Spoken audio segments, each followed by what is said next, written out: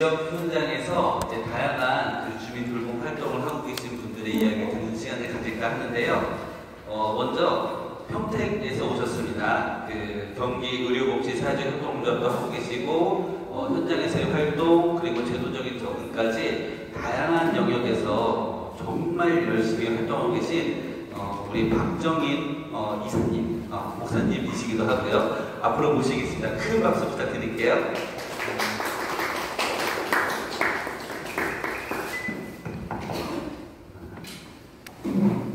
안녕하세요. 반갑습니다. 박정인입니다.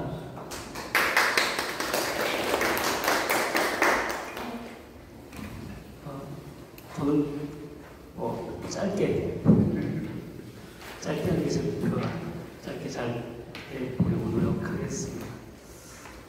통합돌봄 커뮤니티 케어로 처음에 지칭되었다가 통합돌봄이라는 단어를 바꾸기도 했던 이야기들이 꽤 오랫동안 준비한 것 같지만 지금 문재인 정부에서 준비할 때도 급하게 준비했고 그리고 문재인 정부가 고민했던 시기에는 굉장히 오만함이 있었죠. 다음 정부가 여전히 이어질 것이라고 하는 그런 오만함을 가지고 이걸 준비하고 있었습니다. 그리고 제일 큰 문제는 이걸 준비하는 주체가 주로 의료인들을 중심으로 준비를 했습니다. 당시에 건강보험공단의 이사장도 의료인이었고 그런 주도성을 가지고 의료인들 중심적 관점에서 돌봄을 세팅했습니다. 그러다 보니까 지금 현재 요양보호 시스템 자체도 장기 요양보험은 의료보다는 돌봄이 훨씬 더 가까운데 돌봄 측면으로는 의료 체계를 고민하던 분들이 세팅을 했어요. 그러다 보니까 현장의 문제는 굉장히 심각하게 나타나고 있습니다.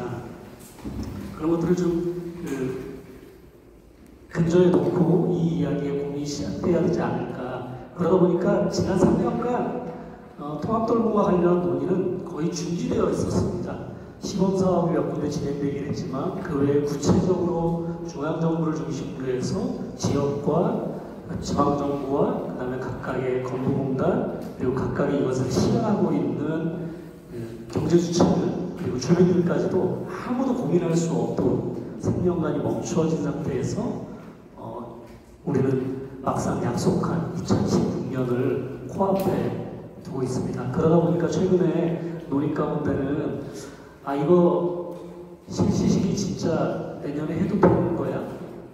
라고 하는 당장의 우려가 한 축에서 크게 나타나고 있고요. 또 한 축에서는 그럼에도 불구하고 실행을 하면서 뭉쳐가자 라고 하는 분들이 꽤 계시는 것이 지금 혼란의 아주 극심함에 들어와 있습니다. 그래서 통합돌봄과 관련해서는 주민들만 모르는 게 아니라 실제로는 관련 부서의 공무원들도 모르고 담당하고 있는 실제 그 일을 하고 있는 사람들도 잘 모르고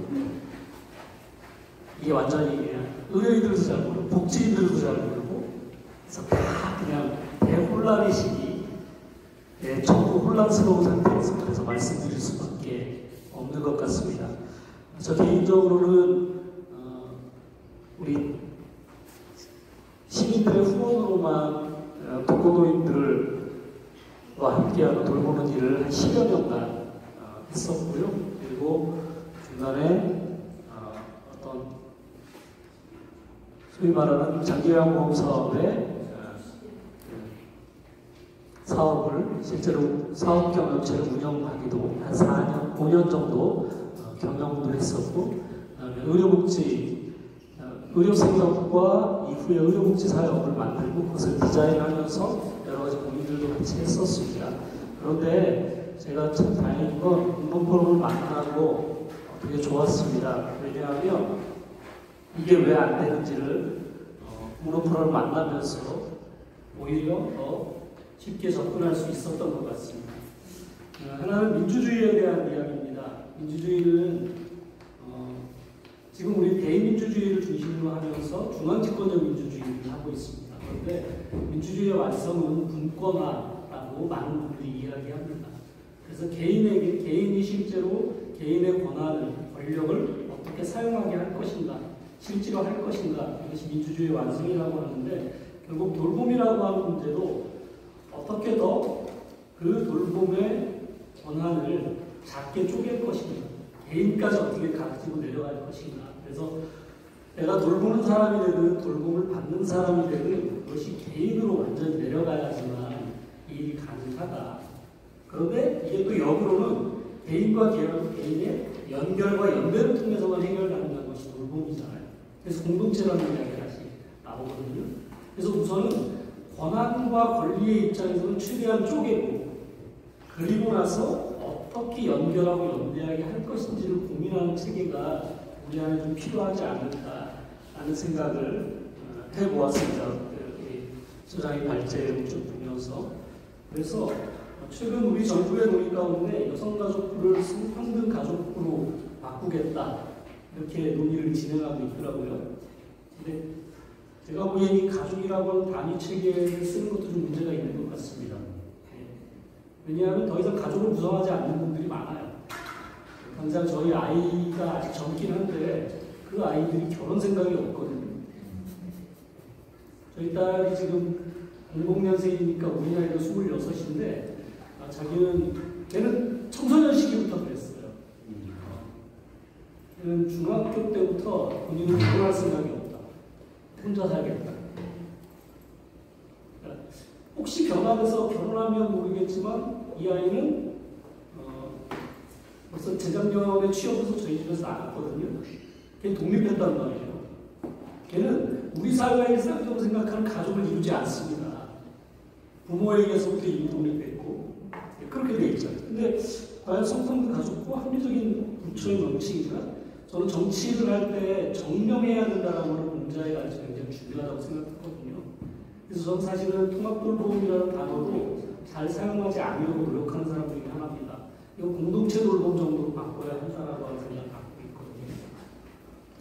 그래서 오히려 저는 그렇게 바꾼다면 그 부처 이름이 이번 정부에서 성평등 가족부가 아니라 성평등 돌봄부 정도로 변화되어야 되지 않을까.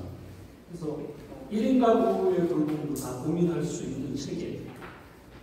그러니까 우리는 그 사별이나 이런 과정을 통해서 만들어진 1인 가구를 너무 중심으로 1인 가구를 고민하는 경향성이 많은데, 청년 1인 가구, 그리고 이제 이혼으로 인한 1인 가구들이 굉장히 많이 증가하고 있는 현실에서 자연스럽게 성평등 돌봄부 정도로 사실 부처 정치도 그렇게 가야 되지 않을까라는 생각을 합니다. 이 생각을 하는 이유는 뭐냐면, 제가 아까 우리 윤혁현 선생님이 소개하면서 의료사역에 이사이기도 하고 목사이기도 하다고 말씀하셨는데, 저는 개인적으로 기독교인이고 지금도 단임 목회를 하고 있는 현직 목회자입니다.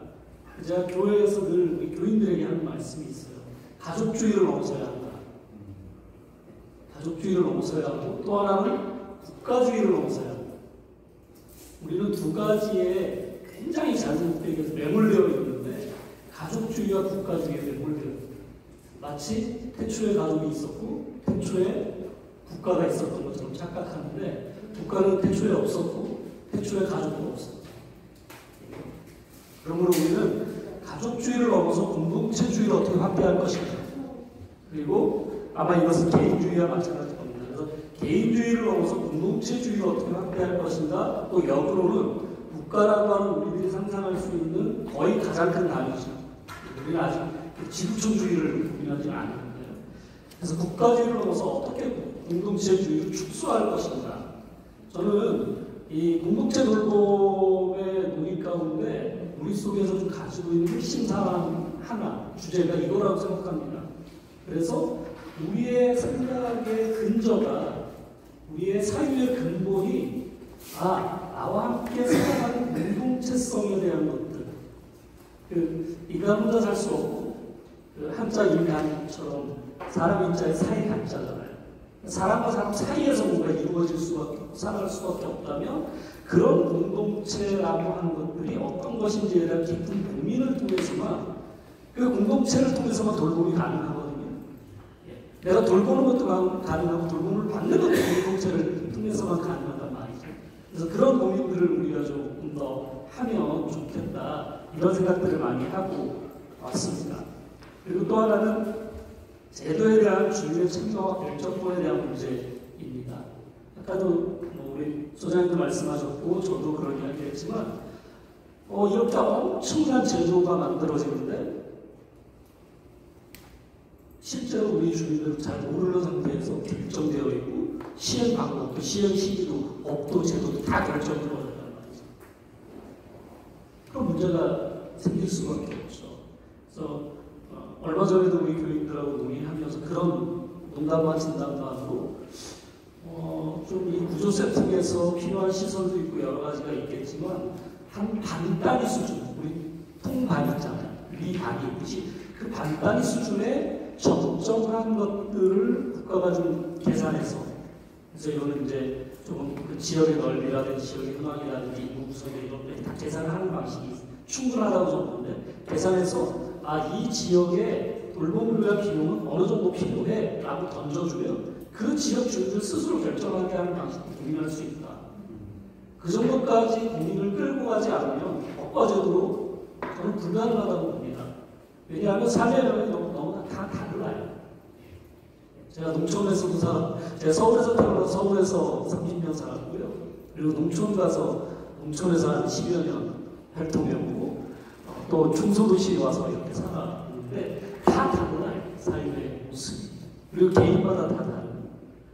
그래서 그런 고민들을 정도 끌고 오는 주민 주도의 참여와 결정권이 부여되지 않고서는 또 다른 문제만을 일으키는 일이 아니다. 이런 생각을 해봅니다. 그리고 실제로 이 문제의 출발은 비용 문제였잖아요. 건강보험 재정으로 도저히 감당할 수 없어서 그 비용을 어떻게 감당할 거냐. 이게 사실 이 얘기의 정부에서는 출발이었습니다. 사람들이 돌봄이 필요할까 고민하자가 아니었어요. 우리 돈이 모자른데 앞으로 돈이 모자랄 것이 예상되는데 이거 어떻게 해결하지? 라고 하는 관점이 분명히 있었다는 것을 우리는 좀 알면서 대응했으면 좋겠고, 그걸 단적으로 예를 들면 지금 이제 보육원에 가 있는 아이들이 있잖아요. 제가 모 보육원에 예산을 대충 나가봤더니 외부에서 들어온 후원금이라 이런 거 다 빼고 아이 한 명 돌보는데 연간 거의 5천만 원 가까이 정부 세금이 들어갑니다. 저 이걸 잘못했다고 얘기하는 게 아니라요. 그걸 역으로 그 아이 한 명을 돌보는 누군가에게, 그런 시설이 아니라 진짜로 보호자 누군가에게, 보호자가 되어줄 수 있는 누군가에게 5천만 원을 준다면 감당할 만하지 않겠습니까?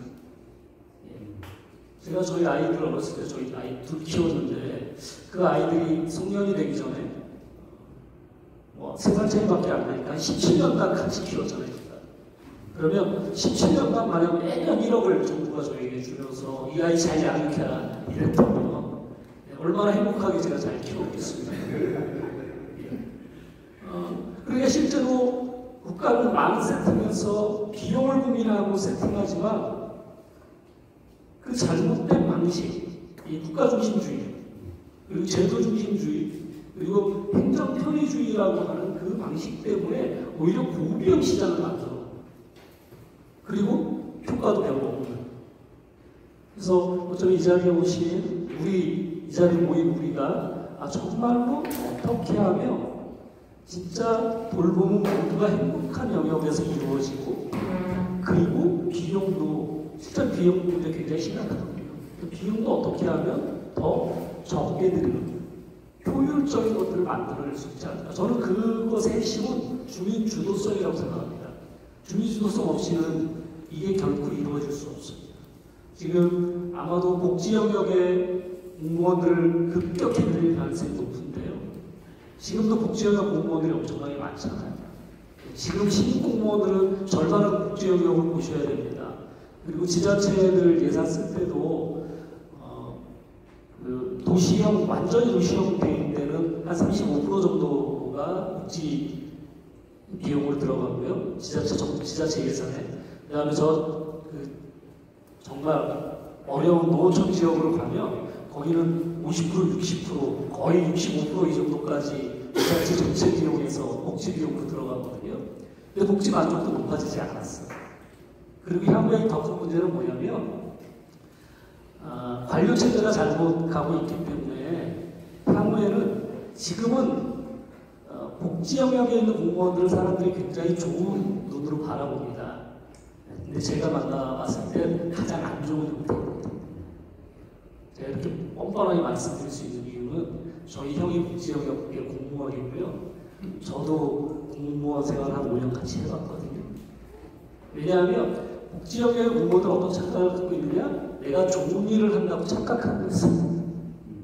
자기는 직업으로 일을 하는 건데 좋은 일을 한다고 선한 사람이라고 착각하고 있어요. 근데 그 사람들이 뭘 하냐면 들어가자마자부터 계속 배우는 것, 내가 분배하는 입장에 서게 되고, 그리고 내가 그 주도권을 쥐고 있고요. 그리고 감시하는 입장에 서 있습니다. 근데 그 사람들이 이제 과장이 되고 국장이 된다고 상상해 보십시오. 행정체계의 지구가 훨씬 더 깝깝해질 겁니다. 주민을 절대 믿지 않는 행정.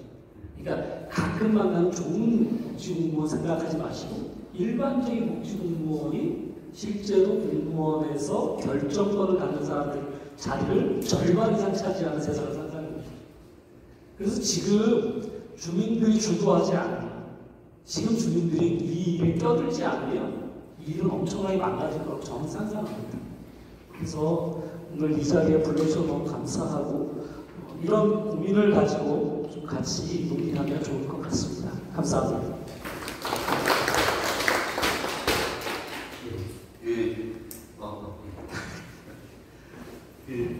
이 앞에 나와서 해주시는 말씀 하나하나가 정말 좋을 것 같지만 짧게 하는 게 정말 쉽지 않아 보이시죠? 다시 한번 큰 박수 부탁드리고요. 박정희 이사님께서는 이제 공동체적 접근, 그리고 이제 제도 접근성에 대해서 좀 더 쉬워져야 된다. 그리고 이제 진짜 돌봄이 주민 주도로 되게 해야 된다라고 말씀을 해주셨어요.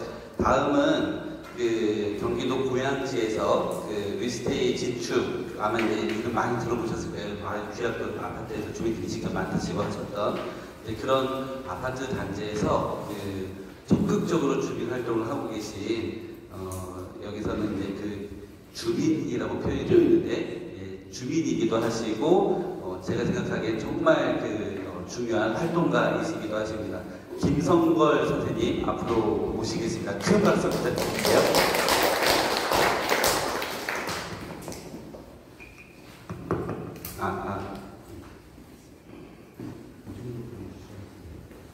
네, 반갑습니다. 김성걸입니다.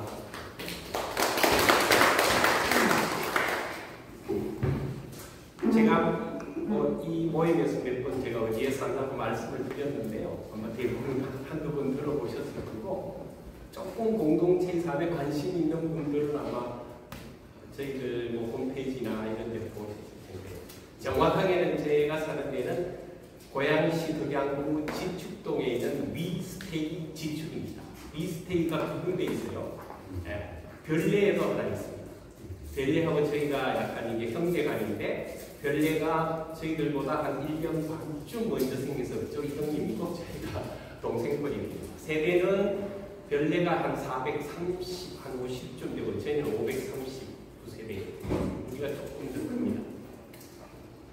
그 정도이고요. 또 큰 차이는 없고요. 도시에 있는 아파트인 거는 거의 그렇고요. 단지 거기에 모여있는 사람들이 공동체를 아주 강하게 하는 공동체들이 좀 있죠. 신앙을 바탕으로 하거나 이렇게 가장 대표적인 게 제가 아는 게 오늘 공동체 같은 게 있고요. 아마 그런 쪽하고는 약간 다르게 그냥 일반 아파트하고 똑같은데 그냥 들어올 때 우리는 공동체를 좀 한번 해보자고 합니다. 아시죠? 이 정도입니다. 그래서 저희들 슬로건이 느슨한 공동체 재밌는 아파트. 저도 그 말에 되게 느슨하다는 말에 싹 꽂혀서 갔거든요. 그러니까 일반 아파트하고 똑같다고 생각합니다. 그런데 차이는 우리는 그래도 공동체 한번 해보려고 우리 여기 왔지 않아? 이런 얘기가 되는 데예요. 같이 안 해도 됩니다만. 그러니까 한번 해봐야 되지 않아? 이런 얘기. 오늘 제가 공동체가 이제 입주한 지 4년 차에 들어가는데요. 실제적으로 이 돌봄하고 관련돼서 구체적으로 해본 거는 별로 없어요. 그러니까 사례나 이런 경험을 별로 나눠드릴 거는 없고요. 그냥 우리 박 대표님이 아까 이제 기존 발제를 해주신 거에 대해서 제 생각이나 느낌을 좀 나누고 이렇게 할까 싶었는데 대표님이 또 다 못하셨어요. 그러니까 아마 대부분 다 안 읽어보셨을 수도 있는데 한번 읽어보시면 좋겠고요. 저는 이제 할 수 없이 읽어봤죠. 한 두세 번 읽은 것 같은데요. 굉장히 제가 뭐 관심이 있어서 굉장히 많은 서적을 보고 제가 여기 많이 인용되어 있는 트론트라는 분의 조한 트론트라는 책도 봤는데 너무 어려웠어요. 같이 우리 스터디를 했는데요. 근데도 굉장히 이해하기 쉽게 되었고요. 그래서 보면 왜 돌봄이 개념이 뭐고 왜 돌봄이 지금 이렇게 핫 이슈가 되는가? 돌봄하고 민주주의는 어떤 관계인가? 돌봄은 어떻게 해야 되는가? 왜 주민주도의 돌봄이 필요한가? 이 돌봄의 진짜 A부터 G까지 완전히 이렇게 아주 쉽게 돼 있어서 한 번쯤 보면 제가 접한 돌봄에 관한 책 중에는 가장 바이블일 것 같습니다. 그래서 전적으로 저도 우리 대표님의 있는 정리에 공감을 하고요. 근데 몇 가지 이제 좀 느낌이라든가 지금 현실적으로 느끼는 약간 염려스러운 이런 얘기를 하자면 뭐 그것도 약간 추가되는 의견도 우리 박정희 선생님이 미리 다 많은 경험과 다양한 어떤 얘기들을 다 해주셔서 제가 그렇게 배를 놓는 것 같고요. 이제 기본적으로는 저는 주민용품 돌봄을 할 수밖에 없는 게 뭐 여러 가지 측면이 있겠습니다만 제가 좀 강조하고 싶은 것은 이제 뭐 아까 돌봄의 본질적인 측면에서는 그렇다는 거 다 들으셨을 거고요. 그 외에 이제 저도 잘은 모르지만 돌봄이라는 생각을 통합 돌봄 얘기가 한 1년 전부터 이렇게 나오면서 돌봄을 통해서 우리나라의 민주주의가 뭔가 조금 한 단계 올라가는 시기가 되겠다. 특히 자치하고 관련해서 저도 극적으로 많은 운동을 한 건 아닙니다만은 그 다른 특별한 계기가 없으면 절대로 우리나라의 지방이라는 표현이 있는데요. 자치, 주민의 주권 이게 불가능할 건데 돌봄은 이거 그냥 무시할 수가 없는 이슈이기 때문에 이거를 통해서 우리나라의 민주주의가 진짜 수원 같은 자치 문제라든가 참여 문제라든가 주권의 문제들이 뭔가 달성될 길이 열리지 않을까 하는 글쎄 근거 없는 건지는 모르겠지만 그런 기대가 좀 있을 거예요. 재정적 측면이라고 하는데 그것도 아까 우리 박 선생님도 이렇게 말씀하신 게 포함되어 있는데 지금 대체로 보면 돌봄이 필요한 사람 지금 이제 뭐 우리가 초고령 사회가 되어가지고 현재 이게 65세 이상이 1,000만, 20%는 1,000만인데요. 1,000만 중에 등급을 받은 분이 딱 10%쯤 된답니다. 100만쯤 되는데요. 근데 실제 전문가들의 얘기로는 그 등급받은 100만이 실제 돌봄이 필요한 사람의 반 정도밖에 안 된대요. 그럼 한 200만쯤 되는 셈이죠. 그리고 또 어떤 통계를 보면 전 국민의 한 10% 정도가 돌봄의 대상입니다. 근데 어린아이는 어린아이대로 또 돌봄이 필요하고요. 장애가 가지신 분, 나이가 드신 분, 이런 거 다 해서 전 국민의 한 10%를 돌봄의 대상이라고 보면 된다. 근데 어떻게 보면 모두가 다 5천만이 다 돌봄의 대상이기도 하고 돌봄을 줄 수 있는 위치이기도 하고 이게 우리 주민주도의 통합 돌봄의 하나의 어떤 의미라고 할 수 있겠는데 대충 통계상으로 그런 건데 이제 그렇다면 우리나라 아시다시피 아마 조만간 세계 최고의 고령 사회가 되는데 그렇다면 아무래도 의료비가 많이 들겠죠. 저는 고령 사회가 나이가 든다는 게 사회적 비용으로 자꾸 생각하는 게 별로 기분이 좋지 않는데 사회적 자산일 수도 있는데 그죠? 사회적 자산이기도 하고 이런데 조금 특급 자산이 될 것 같은데 어쨌든 간에 아마 의료비는 좀 많이 들겠죠. 그렇다면 지금 보면 대체로 의료비가 우리나라 GDP의 한 10% 정도를 의료비로 쓴대요. 그러면 계산에 따라 좀 다르지만 1년 한 250조 정도 있는데 이게 이제 계속 증가되겠죠. 그리고 근보 수지 이제 적자가 뭐 이것도 올리겠지만 보험료를 올리겠지만 2018년부터 이제 적자가 생기기 시작해서 지금 현재대로 가면 2028년, 지금 3년밖에 안 남았고요. 3년 후에 바닥이 된답니다. 자, 이런 측면에서 일본도 그렇고 서구도 이 비용도 우선 다른 것보다 비용 감당이 아니니까 이제 국가가 간섭을 이제 높이기 시작하고 이런 제대로 한 적도 없지만은 그래서 대안은 뭐냐? 결국은 소위 말하는 커뮤니티 캡으로 가야 되지 않을까 그런 것 같고 또 이제 재정적인 측면이 가장 먼저 이제 피부로 와닿는 거고요. 이제 돌봄의 본질적인 측면이나 아까 제가 되게 기대하는 민주주의의 고도하고 연계했을 때도 이건 우리가 한번 그냥 놓쳐서는 안 될 기회가 아닌가 이런 생각이 든다는 걸 저도 한번 강조드리고 싶고요. 이제 그럼에도 불구하고 요즘 제가 드는 생각은 도시에서 살면서 다른 분보다는 아파트에 살면서 조금 공동체를 많이 생각한 사람인데요. 제 스스로 미스테이라는 데를 살면서 저는 굉장히 각오를 하고 갔죠, 사실은. 그래서 저는 지금 집이 없는 사람입니다. 서울에서. 그리고 제 아내가 여보 우리 이 나이에 우리가 무주택자로 살아도 되겠어? 이런 걸 하고 갔기 때문에 제 나름대로 엄청난 선택을 했는데도 불구하고 한 3년 살면서 과연 도시에서 공동체가 될까? 그런 회의도 듭니다. 이 사람들이 앞으로의 세상이 저는 시골에서 자랐기 때문에 약간 옛날 마을의 그런 향수가 있습니다만 지금 제 아들 다른 어떤 도시에 사는 사람들이 공동체를 과연 선호할까? 좋아할까? 이게 의미가 있을까? 하는 회의가 들 때도 있어요. 그리고 코로나라는 이런 팬데믹이 오면 사람을 계속 못 만나게 어울리지 못하게 하잖아요. 저도 어떤 데는 약간의 불편하면 심지어 제 손주조차도 거의 보기가 어렵거든요. 왜 안 오나? 오려고 했다가 안 오냐? 몸이 좀 안 좋은 것 같아? 감기 증세가 있는 것 같아? 또 그럴 때도 보는 거고 제가 조금 상태가 안 좋으면 오지 말라고 이 시대가 사람을 같이 어울리게 하는 시대가 아닌 것 같은데요. 이럴 때 과연 공동체가 의미가 있는 걸까? 이런 회의적인 생각도 들고요. 그리고 제가 이제 이런 문제 때문에 일본을 조금 이렇게 관심이 있어서 가기도 하고 이렇게 보면 일본을 잘은 모릅니다만은 일본은 말마다 가니까 아직도 신사라는 걸 중심으로 굉장히 공동체적인 뭔가가 있는 것 같더라고요. 우리나라는 저는 아무것도 없어요. 제가 본 도시는 우리 산업화되고 식민지를 걷고 그다음에 산업화되고 6.25를 겪고 하는 과정에서 과거에 있던 거는 좋든 싫든 다 없어졌고 다 거의가 다 안 좋은 걸로 특성해서 다 없애는 걸로 되어버렸어요. 그러니까 없어요. 거의 없는 것 같고요.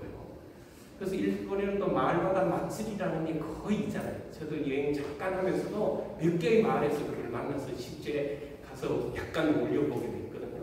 우리 사회 그게 있나? 그런 측면에서 보면 공동체성을 뭔가 끌어들일 만한 뭔가 없는 것 같아요. 물론 과거의 도래라든가 이런 것들이 DNA가 있으니까 가능성은 있는 것 같습니다만 현실적으로 과연 이게 가능할까? 또 도시에서 얼마나 우리가 모빌리티가 심해요. 이동이 엄청난데 그 지역에 대한 그런 생각이 거의 근거성이 없는데 공동체가 가능할까? 이런 생각도 들고요. 조금 오래된 통계이기는 하지만요. 이런 측면 2015년대 한국인의 사무의 지수라는 조사에서 보면 여러 항목이 있는데요. 그 중에 진짜 가장 우리나라가 그 점수가 낮은 게 공동체성이에요. 사회적 관계가 10점 만점에 1.5점이에요. 그게 OECD의 41개국 중에 우리가 38등이었어요. 자, 지금 현재 현실이 이런데 과연 이 공동체성을 기반으로 하는 돌봄 얘기가 될 수 있을까 하는 이제 고민. 그래야 해야겠지만 고민이 있고요. 그 다음에 두 번째는 약간 이제 걱정되는 지난주가 이제 1년 전인가요? 우리가 법이 이제 우리 정확하게는 통합 돌봄이 아니라 돌봄의 통합 지원이 많은 법이에요. 이 말도 조금 이상하죠? 우리는 통상 그냥 통합 돌봄 하는데 그 법이 생기고 나서 이제 일주일 전쯤에 6월 11일인가요? 우리 단톡방에 올라왔죠. 거기에 관한 시행령과 규칙이 있었어요. 저도 나름대로 법률 전문가는 아니지만 이렇게 읽어봤는데 달라진 게 거의 없는 것 같아요. 그리고 달라진 걸 제가 원하는 것은 진짜 지역의 주민들이 적극적으로 참여하는 통합 돌봄을 지향하는가? 그런 측면에서 보니까 전혀 아닌 것 같아요. 예. 그리고 우리가 일반 주민들로서는 저희 마을에는 요양보호사도 많고 사회복지사도 많습니다만은 그런 분들이 이 돌봄에 참여하는 것 외에 일반 주민이 이 돌봄에 대해서 뭐 능동적이고 주체적으로 참여하기는커녕 수동적으로 참여하는 길도 거의 저는 이 시행령과 시행규칙상에 본 적이 없어요. 그렇다면 그냥 현재까지 있는 그것을 조금 더 강화하고 조금 더 행정에서 뭔가 통합하는 행정의 라인을 관리하는 체계를 조금 더 통합해보자 하는 정도여서 이게 더 안 좋은 걸 굳어지는 게 아닌가 하는 염려. 그래서 제가 보기에는 이거는 통합 지원이 아니라 통합 관리를 강화하는 약간 그런 것 같은 느낌이 들거든요. 그럴 때 이게 더 굳어지기 전에 뭔가 새로운 어떤 변화의 물꼬를 트야 되는데 이제 거기에 아마 저희들이 해야 될 많은 역할이 있지 않을까 싶어요. 네.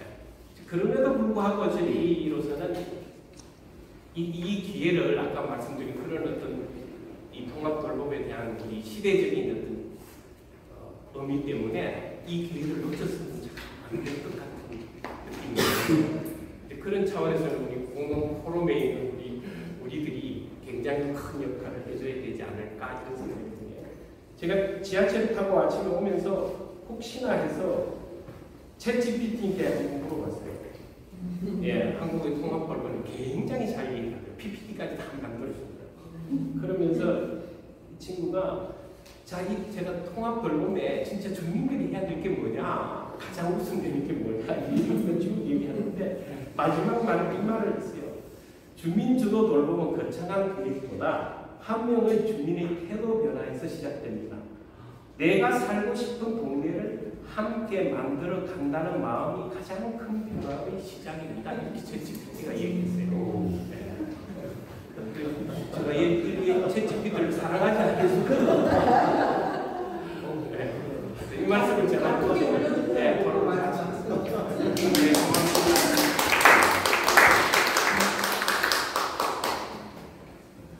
예, 바로 이어서 진행하도록 하겠습니다. 이번에는 멀리 춘천에서 오셨어요. 예, 강원도 춘천에서 오셨고, 예, 주식회사 나비 소셜 컴퍼니 부설연구소의 소장으로 계신 김윤정 소장님이신데, 앞서 이 토론해주신 두 분과 마찬가지로 현장에 대한 경험, 그리고 현장에 또 이제 그 당사자로서도 깊은 고민이 있다고 하십니다. 그래서 이 통합돌봄과 관련해서 하실 이야기가 많이 있으실 텐데요. 뜨거운 박수로 맞아주시면 좋겠습니다. 네, 안녕하세요. 강원도라서 심리적 거리는 굉장히 멀지만 사실 그렇게 멀진 않습니다. 네, 춘천에서 왔고요. 네, 온라인으로 계속 이야기를 하던 연장선상에서 그래도 얼굴을 보고 이야기하니까 이 자리가 더 기대돼서 저도 이제 시간을 내게 되었고요. 그리고 소개시켜줬던 것처럼 저는 춘천에서 사회적 기업 운영을 하고 있어요. 그리고 나비 소셜 컴퍼니라고 하는 회사를 이제 제 동생과 둘이 창업을 했는데 창업을 하면서 저희가 그 사회적 기업으로 이 문제를 해결해야 되겠다라고 했던 그 소셜 미션 자체가 사실은 복지 분야에서 특히 이제 발달장애인과 관련한 지원 체계가 너무 조각조각 나 있는 거. 네. 그래서 지원 체계 자체가 충분하지도 않지만 그마저도 분절되어 있어서 사실 한 사람의 생애를 계속 지속적으로 삶을 나아지게 하는 관점에서 보기 어렵다라고 하는 그런 이제 현장에서의 경험들이 있어서 이제 그 부분은 그러면 우리가 지역에서 해결을 해볼까? 그리고 우리가 전제하는 것은 발달장애인이 열심히 살아야 돼 이게 아니고요.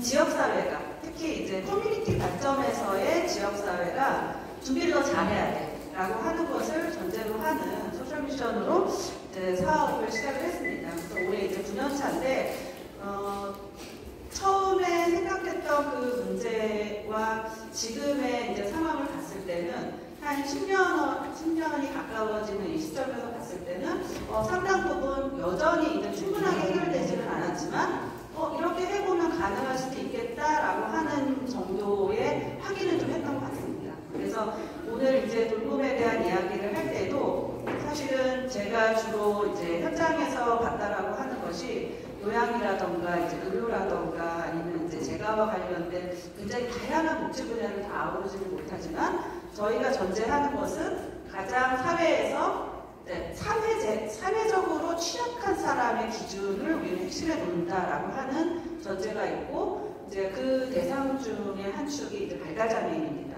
그래서 발달장애인은 스스로 물론 발달장애인이 이 장애의 특성 자체가 신체적으로는 괜찮은데 정신적으로 이제 장애 상황이 굉장히 심한 친구들도 있지만 또 어떤 경우에는 중복장애가 같이 있는 경우도 많습니다. 그래서 이제 신체적 장애와 그다음에 이제 정신적 장애를 함께 또 겪고 있는 그런 그 특이성도 있을 수 있고 그다음에 또 하나는 사회 참여가 굉장히 제한적이고 어렵다라고 하는 것 때문에 사실은 사람들이 익숙한 대상으로 보지 못하고 있습니다. 네, 그래서 굉장히 소수의 그리고 특별해야 하는 이제 그런 이웃으로 보고 있기 때문에 사실은 이제 그런 특성 때문에 오히려 돌봄의 핵심 주체가 되면은 그 기준으로 인해서 우리가 하나씩 해결해 가는 것은 그 이후에 확장하기가 굉장히 빠를 것이다라고 하는 전제가 있습니다.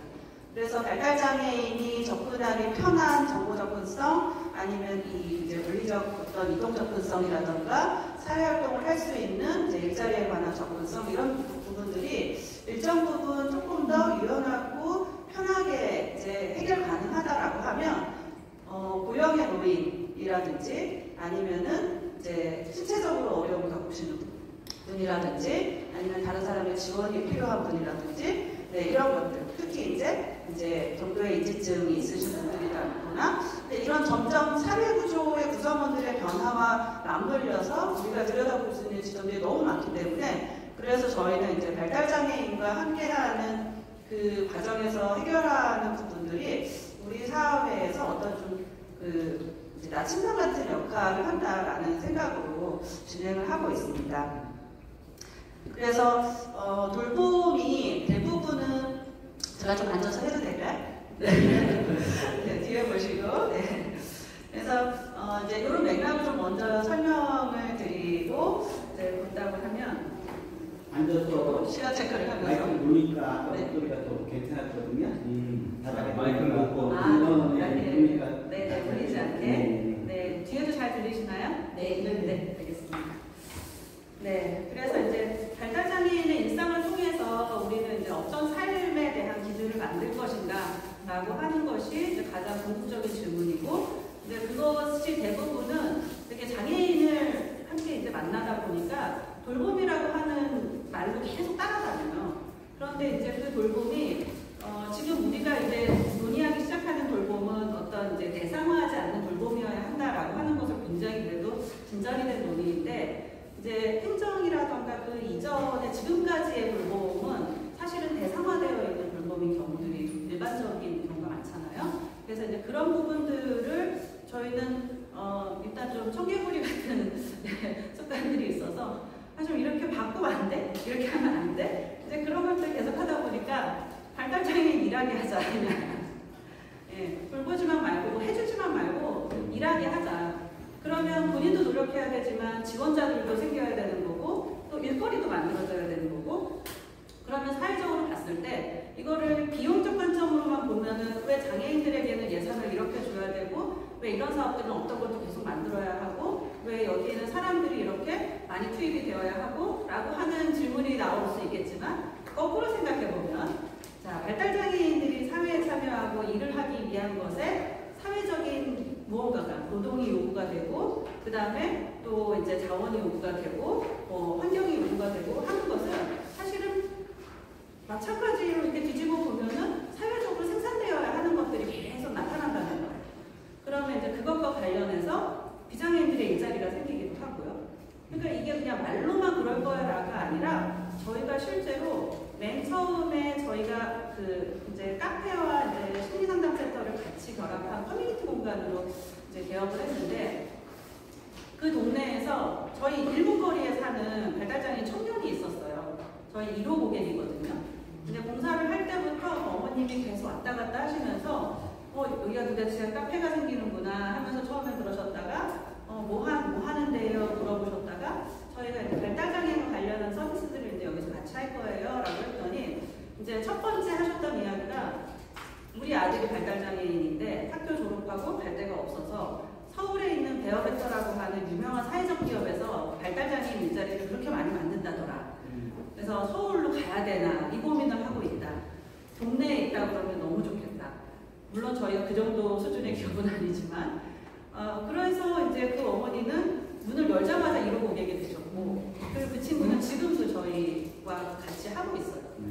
그런데 이제 그 과정에서 보면 실제로 이제 그 친구가 학교를 졸업하고 청년이 되었을 때 하는 일은 부모님이 계속 이제 매니저처럼 도와주시는 거죠. 그래서 복지관도 데려가고 어디도 데려가고 프로그램 계속 찾아서 연결해 주시고 그 다음에 이제 농장에 데려가서 농사 일도 시키시고 집에서 설거지도 시키시고 굉장히 부모님이 현실적으로 이제 케어를 하시는 가족이에요. 다행히. 그런 친구가 처음에는 이제 사회 서비스라고 하는 발달재활 서비스나 아니면은 이제 뭐 치료지원 서비스 등등의 여러 가지 이제 서비스 사업들이 있는데 그런 바우처를 통해서 이제 미술 치료를 시작을 했고 근데 그 미술 치료를 1시간을 하고 일주일에 한 번, 처음에 한 번, 그 다음에 이제 2번 이렇게 이제 오기 시작했는데 바로 집 앞이니까 와서 그 치료 시간은 50분이에요. 그런데 이 친구가 적응이 되니까 그 다음부터는 혼자 그림을 그리는 걸 좋아하는 거예요. 그래서 오면은 자기가 그림 그릴 걸 딱 세팅을 해놓고 자기 혼자 이제 그림을 그려도 괜찮을 정도까지 되고 그리고 이제 공간이 익숙해지니까 그 다음부터는 1시간은 수업을 하고 1시간은 카페에서 차를 마셔요. 메뉴를 주문을 해서 카라멜 마키아토를 늘 마십니다. 네, 그래서 이제 커피를 주문하고 음료를 자기 돈으로 계산해서 사고 그 다음에 카페에서 시간을 보내요. 그래서 그 시간을 1시간 동안 보내는 동안 서가에 있는 책을 자기가 좋아하는 그림책이나 이런 것들을 꺼내서 독서를 하시고 우아하게 커피를 마시고 그리고 시간이 딱 되면은 약간 이제 자폐가 있다 보니까 정해진 시간에 루틴이 딱 생기고 그러면 안녕히 계세요 하고 집으로 갑니다. 그래서 그게 이 친구의 그 주간 활동에서의 어떤 루틴이 되기 시작한 거죠. 우리 동네에서 할 수 있는 것. 그래서 이제 그런 것처럼 마을에서 사는 발달장애 친구가 가장 쉽게 찾아올 수 있는 곳 그리고 마을의 주민이 함께 일했으면 좋겠다. 그래서 실제로 저희 회사 근처에 이제 그 동네 주민이신 분들이 저희 직원으로 한 분, 두 분, 세 분 이렇게 오시기 시작해서 마을에서의 일자리가 되기도 하고 그리고 또 이제 지나면서 보면은 인턴십, 정신장애인 분들이나 발달장애인 분들에게 저희가 고정적으로 일을 드리기에는 사실 쉽지 않은 구조지만 직업재활을 해보고 싶은데 어디 받아주는 곳이 없다. 특히 정신장애인 분들은 그런 문제가 굉장히 크거든요. 그래서 이제 그 작업 그 기관하고 같이 연계를 해서 저희가 한 7주 정도를 정말 너무 무식하니까 용감하게 7명을 받아서 4주, 6주 이렇게 이제 인턴십을 해보고 또 이제 발달장애인 같은 경우에도 이제 인턴십을 통해서 사실은 일을 우리가 준다라고는 하지만 사실 일을 하는 것이 가능한 구조가 어떤 것인지를 이제 확인을 못 해본 거예요. 그래서 처음엔 인턴십을 하고 그리고 이제 고용을 연계를 하는 방법 그러다 보니까 그때 몇 가지 봤던 것이 하나는 저희가 고용을 하겠다라고 이제 일자리를 드리겠다라고 했는데 이제 정신장애가 있으셨던 분인데 좋아하실 줄 알았는데 오히려 이제 굉장히 어려워하시는 거예요. 그 이유는 기초수급자인데 수입이 생기면 나는 기초보장제도에서 불이익을 받게 된다. 그래서 사실은 고용, 그러니까 내가 일하는 것으로 넘어오는 구조가 현실적으로 되게 이분들에게 갈등 요소가 된다라고 하는 지점이 하나 발견이 됐고 그 다음에 또 하나는 그 늘 오는 발달장애 청년에게도 어머니는 계속 뭐라도 일할 거리가 있으면 좋겠는데 라고 말씀은 늘 하셨는데 막상 저희가 인턴으로 3개월 근무시켜주고 월급 받아보죠 라고 했을 때 어머님이 일주일 동안 답을 안 주셨어요. 그래서 이상하다. 너무 좋아하실 줄 알았는데 생각했더니 생각은 하시지만 사실은 내 아이가 어딘가에서 근무를 할 수 있고 일을 할 수 있을 거라는 기대가 없으셨던 것 같아요. 그러니까 어디 보내면 사고 치지 않을까, 민폐가 되지 않을까, 일을 해서 도움이 되는 것이 아니라 오히려 더 많이 폐를 끼치거나 아니면 아이가 상처를 받거나 이런 것들을 너무 복합적으로 생각을 하시다 보니까 일에 대한 마음의 준비를 하지 못하셨던 것 같아요. 그래서 사실은 일자리를 만들어주거나 돌봄을 하거나 이런 것들도 좀 저는 같은 맥락에서 저희가 미리 이제 감지를 해야 된다라고 하는 부분이 사실은 마음의 준비나 본인의 의지라고 하는 것이 함께 작동이 될 수 있게끔 사전에 준비가 있어야 하는 것이 굉장히 중요하다. 그렇지 않으면 돌봄해드릴게요 라고 했을 때 내가 그 돌봄에 대한 준비, 마음의 준비를 하지 않았거나 돌봄을 제공하는 사람이 어떤 돌봄을 해야 가장 이 사람에게 도움이 될까라고 하는 고민을 하지 않은 상태에서 주었을 때는 사실은 상품화되기 굉장히 쉬운, 그리고 정형화되어 있는 것으로부터 벗어나기가 굉장히 어렵습니다. 그냥 먼저 하던 사람들이 이건 이렇게 하는 거고 이럴 땐 이렇게 하는 거야 라고 알려주면 그대로 따라가면서 사실은 서비스의 질이 개선되기 굉장히 어려운 구조인 거죠. 그래서 이제 일과 돌봄이라고 하는 것을 저는 같이 봤으면 좋겠다. 그래서 여기 보시면 이제 박태준 대표님께서도 정리를 해주셨던 것처럼 이제 주요한 생각거리가 통합이 왜 필요한가? 근데 그것은 너무나 명확합니다.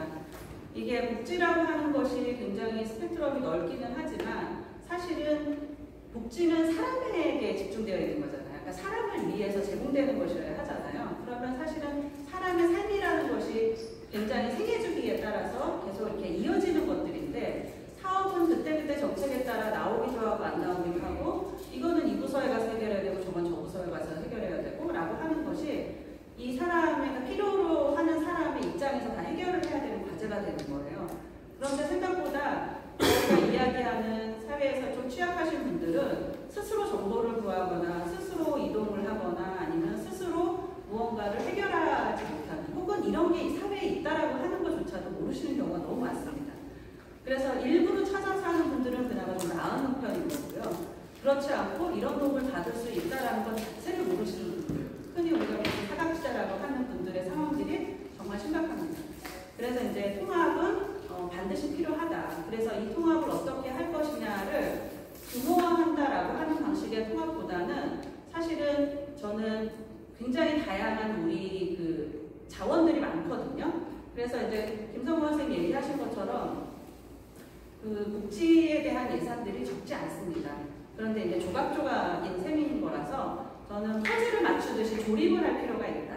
그러니까 엄청나게 예산을 좀 많이 늘려서 100% 완벽하게 제공해야 된다는 뜻의 통합이 아니라 사실은 비효율적이거나 아니면 너무 정형화되어 있어서 필요자의 만족을 해결하지 못하는 것에 대한 부분들, 그리고 또 하나는 한 사람의 삶에 초점을 맞추면 거기에 필요한 돌봄이 사실은 작은 예산으로도 분절되어 있는 것을 조립하면 되거든요. 그렇게 하면 굉장히 다양한 문제를 해결할 수 있기 때문에 이제 그런 부분에서의 통합이고, 그리고 이제 돌봄과 일을 연결을 했으면 좋겠습니다.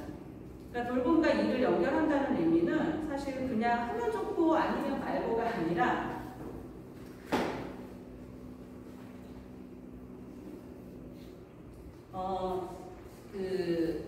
이제 저희가 처음에는 사회 서비스로 발달장애인 방과 후 활동, 그다음에 주간 활동이라고 하는 사회 서비스를 이제 바우처 사업으로 진행을 하고 있는데, 여기에서 보면서 지금 조금씩 진화를 해가는 부분에서 알게 된 것은 발달장애인은 상당히 어떤 그 더 나아지기 어려운 제한적인 이제 발달 경계를 가지고 있기는 해요. 그렇지만 사회 활동과 사람들을 만나는 이 관계의 경험이 사람을 바꿀 수 있다는 건 명확합니다.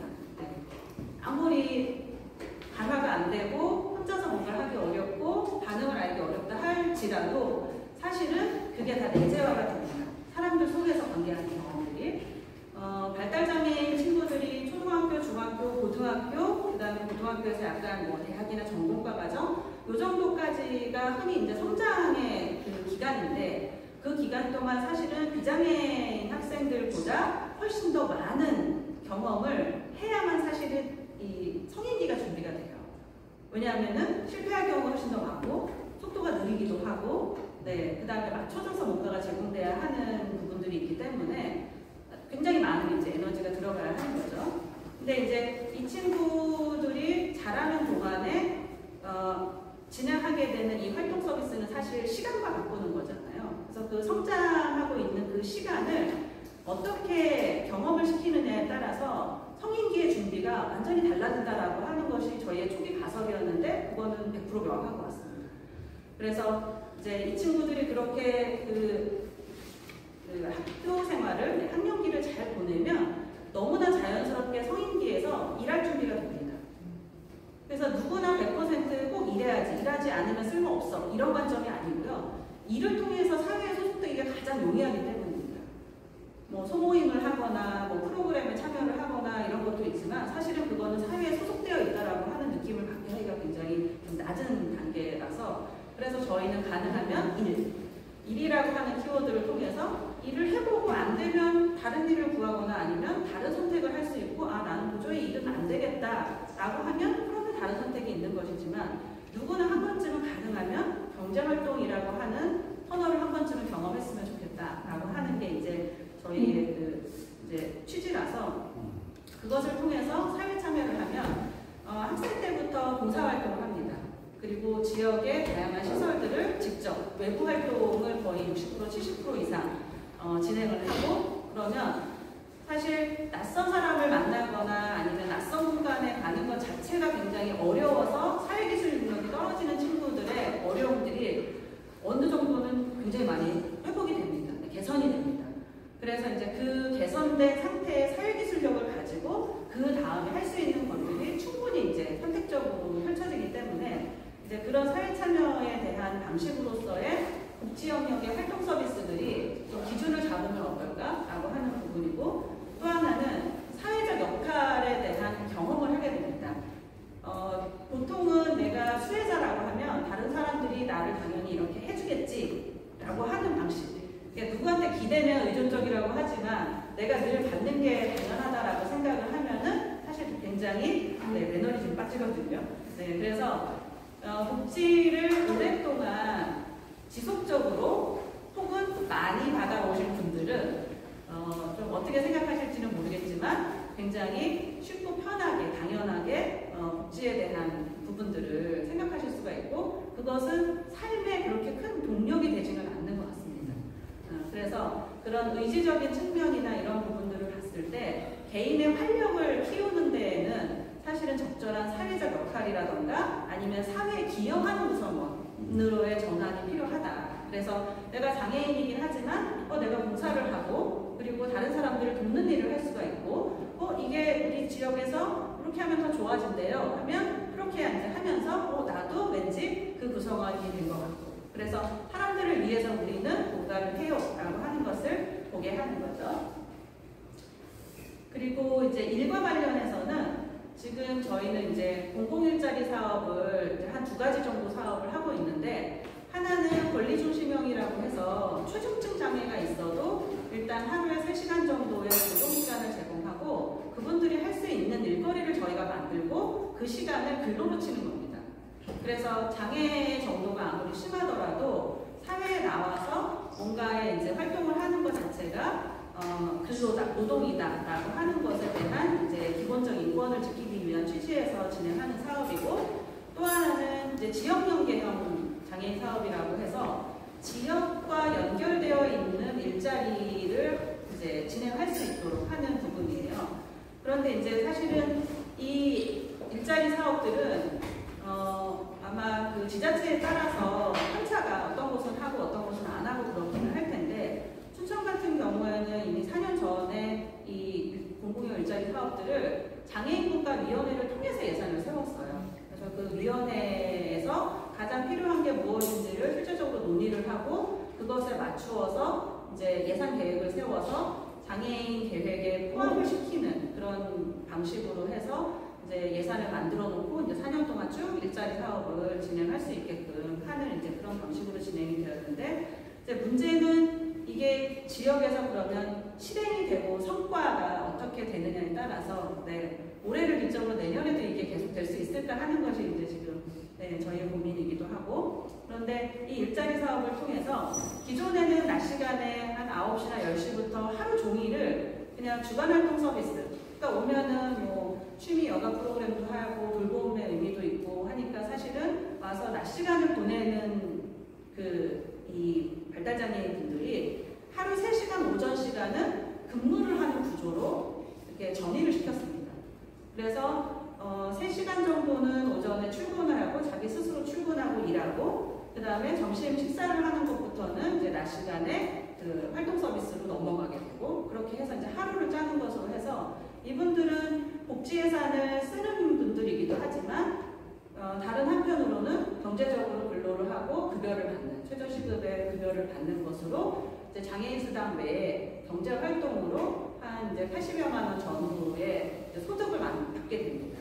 그러니까 어떻게 보면은 공공 예산으로 수립되어서 사실은 세금으로 만들어진 예산인데, 이 예산이 그냥 지급되는 것이 아니라 사회 활동으로 사회 안으로 들어와서 누군가와 만나고 일을 하고 역할을 만드는 것을 통해서 경제적으로 재분배되는 거예요.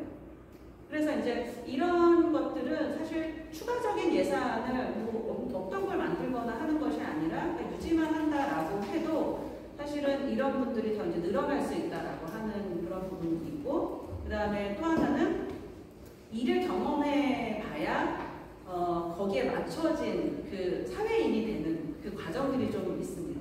그래서 짧게는 1년이지만 2년, 3년 정도를 계속 거쳐가신 분들은 사실은 다른 직장으로 가서 일을 하고 싶다라는 의지를 갖기도 하고, 그 준비가 되어서 실제로 다른 그 직업으로 넘어가시기도 하는 이런 부분들이 있는데, 보통은 장애인 일자리를 만든다라고 하면 제일 먼저 사람들이 이야기하는 게 예산 엄청 많이 들 거라고 생각하거든요.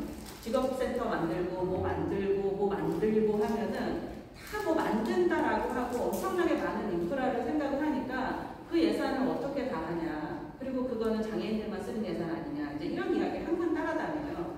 그래서 이제 저는 그것보다는 사실은 이렇게 돌봄과 일을 그냥 연결을 해버리면은 커뮤니티에서 실제로 진행할 수 있는 부분들이 이렇게 이제 이게 기반인 거죠. 처음에는 이제 관계를 기반으로 해서 사람들이 누구나 나는 그래도 지지하는 관계 그룹들이 있어 라고 하는 것, 그 다음에 다양하게 뭐 이제 세대건 아니면 자기 개인적인 뭐 상황이라던가 이런 부분에 따라서 생애 주기에 필요한 이제 일자리가 지원되는 것이 사실은 돌봄 영역에서 얼마든지 창출될 가능성들이 있습니다.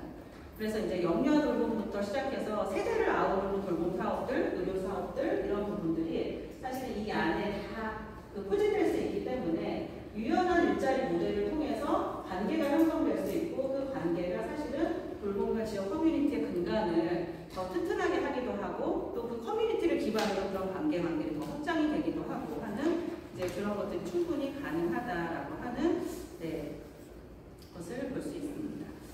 그래서 이제 좀 여태까지를 보면서 저는 이건 이래서 문제야 안 돼라고 하는 것보다는 문제에 대한 이제 열린 질문들이 계속 들어가야 될 텐데, 지금까지 이제 현재 했던 지점들의 대략의 이런 그 돌봄이 수동적이거나 너무 보호 중심, 그 다음에 이게 직업 훈련으로만 하다 보니까 실제적인 직업을 만드는 데까지 연결되기 어려운 지점, 그리고 대상자 중심이나 개별적인 서비스, 그 다음에 사업이 분절되어 있는 거, 그리고 실제로 목표 수립하고 그것을 성과를 진행시키고, 그 다음에 평가하고 다시 이제 완료시키는 이 과정 자체가 좀 미비한 경우들이 많습니다.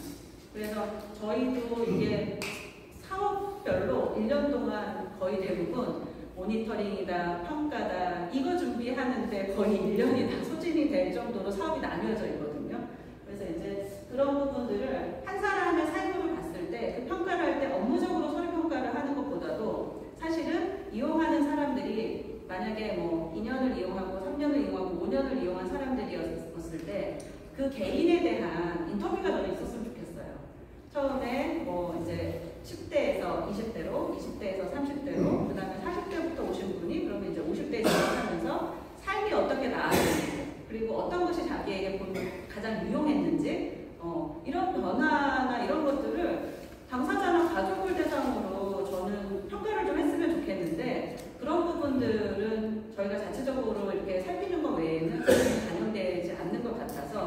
여전히 이제 좀 행정적으로나 업무적으로만 관리가 되고 평가가 되는 것에 좀 바뀜이 있어야 되지 않을까라고 하는 부분이 보이고, 이렇게 보면은 이제 그래서 돌봄과 이제 상호작용에 대한 부분들이 상호 돌봄으로 가고, 이를 통해서 자기도 주도적으로 자연스럽게 사회 참여가 가능하다라고 하는 지점, 그리고 공공과 민간, 시민과의 연결의 구조가 필요한데, 이 부분은 기존에 이제 물론 이제 이번 지난 정부 때는 굉장히 많이 이제 소멸이 되었는데, 그 이전만 하더라도 사실은 이제 문재인 정부 때만 하더라도 저희가 이제 사회혁신 플랫폼이라고 하는 시도들을 굉장히 많이 했어요. 그래서 그 부분에서 행안부라던가 행안부를 중심으로 해서 다양한 공공기관들이 협업을 하고 기업이 같이 그 거버넌스를 구축하는 이제 그런 지역 자원들을 만들었는데, 사실은 그게 이제 좀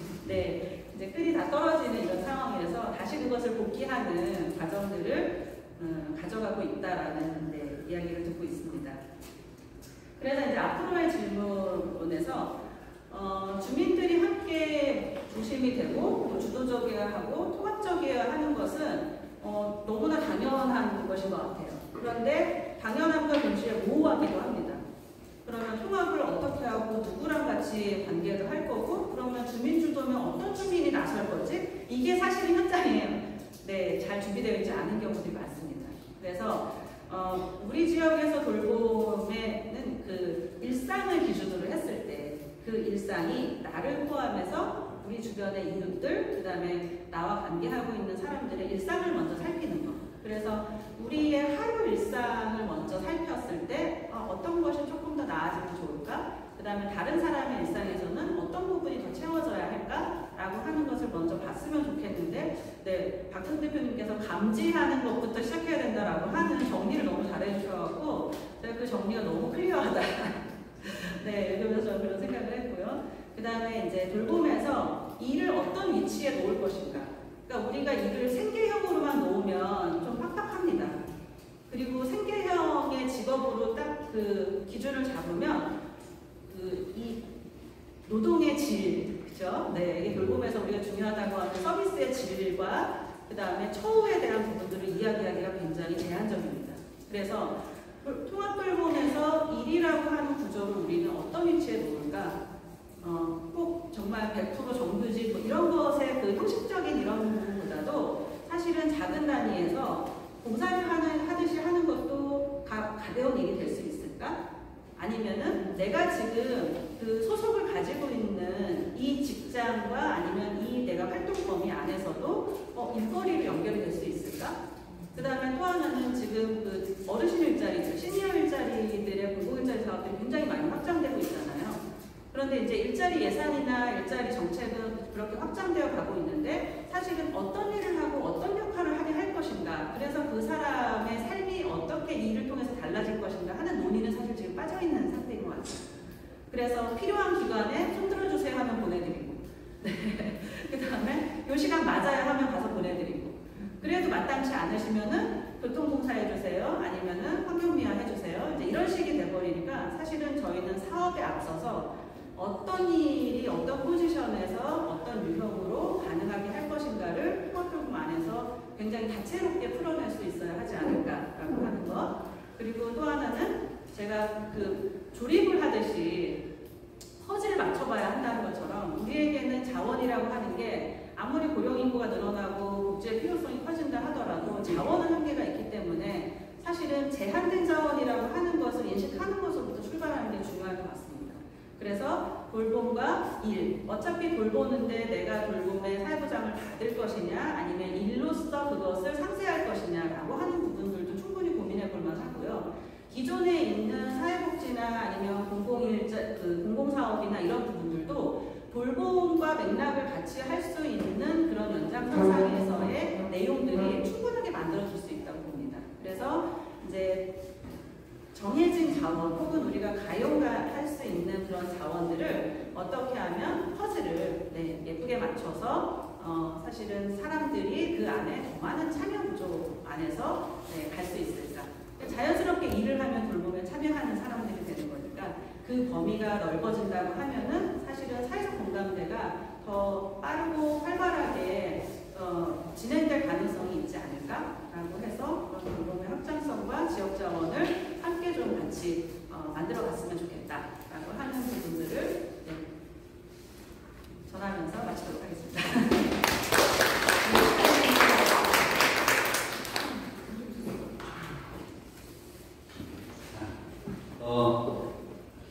그 폭넓은 이해와 폭넓은 접근이 다들 굉장히 뿌듯하시고 좋으실 것 같아요. 지금 그 동영상으로 다음 걸 보여드려야 되는데 주변 시간이 약간 필요해서 제가 잠깐만 시간을 드리겠습니다.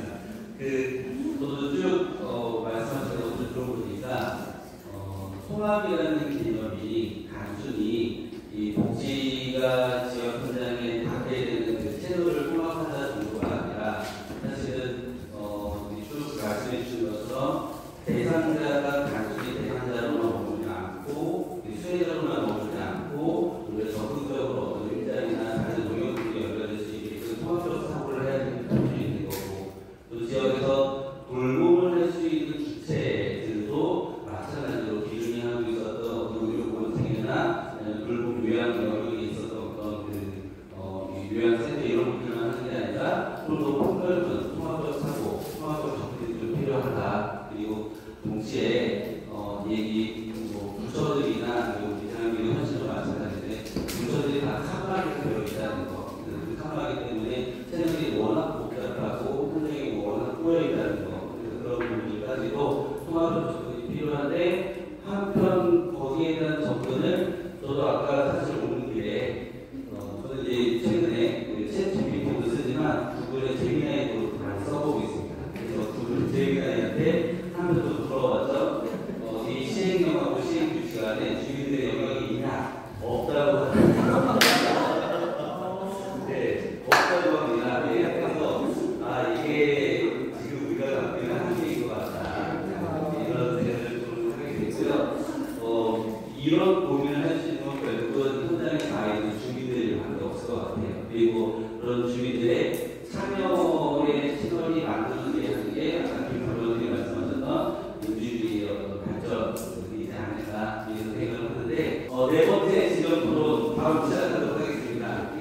네 번째 지점 토론은 전남 곡성이세요. 그런데 오늘 여기에 오시지 못하셨고요. 지금 화면에 와서 바로 계신데 곡성 국보 보서 관장으로 계신 박진수 선생님 지금 사회 현장에서 어떤 일들을 만들어가고 계신지 어떤 고민이 있으신지 이 화면을 통해서 말씀을 전해주시겠습니다. 예. 안 계신가 박수 안 드립니다.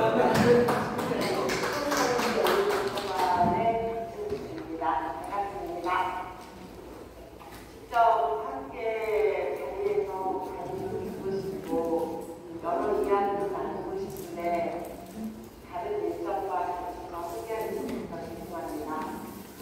저희 사례는 간단하게 몇 가지 예를 들어서 좀 전달해 주시라는 말씀을 전해드렸습니다.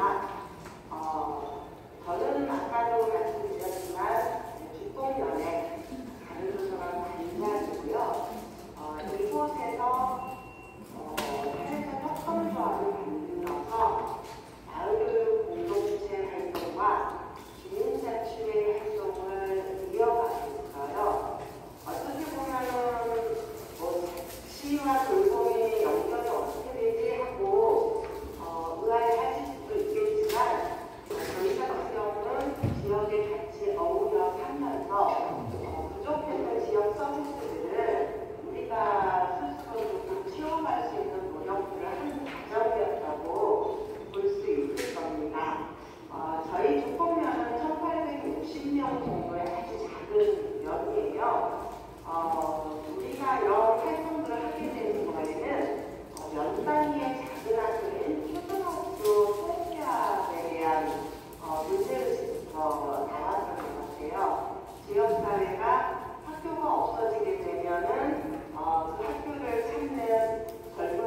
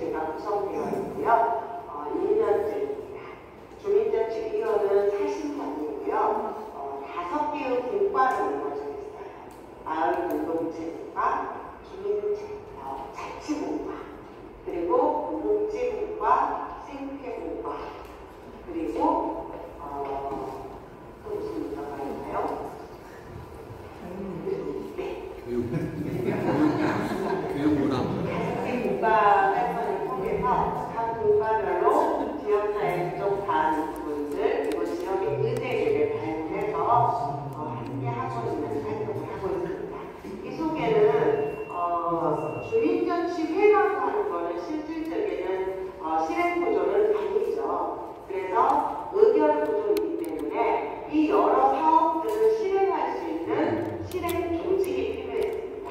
그 실행 조직을 위해서 주공농인 열린 도서관의 활동가들과 그리고 마을 공동체 활동가들, 주민자치 자치 프로그램 운영자들을 중심으로 해서 함께 마을 교육 사회적 협동조합이라는 것을 저희가 출범시키게 됩니다. 그러니까 주민자치의 실행 조직인 것이죠.